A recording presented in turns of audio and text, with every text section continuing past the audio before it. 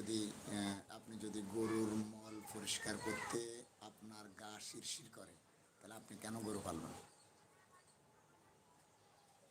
গরুর খামারের গোবরের চনার গন্ধ আপনার গা শিরশির করে, তাহলে আপনি কেন গরু পালবেন? আপনি গরু পালবেন।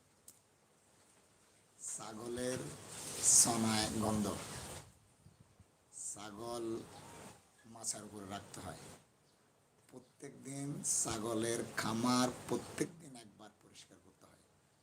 তার কারণ ছাগলের চনার গন্ধ যদি ছাগলের নাকে লাগে, ছাগলের গ্যাস হয়। তাহলে আপনি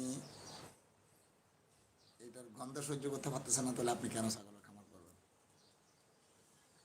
ফার্মের মুরগির লিটারের গন্ধে, পায়খানার গন্ধে, তৃতীয় দিন চতুর্থ দিন লিটার যখন চেঞ্জ করা হয়, তৃতীয় দিন চতুর্থ দিন লিটারের গন্ধে মানুষের পেট ফুলে আসে, সেটা আপনি সহ্য করতে পারবেন না, তাহলে আপনি কেন ফার্ম করবেন?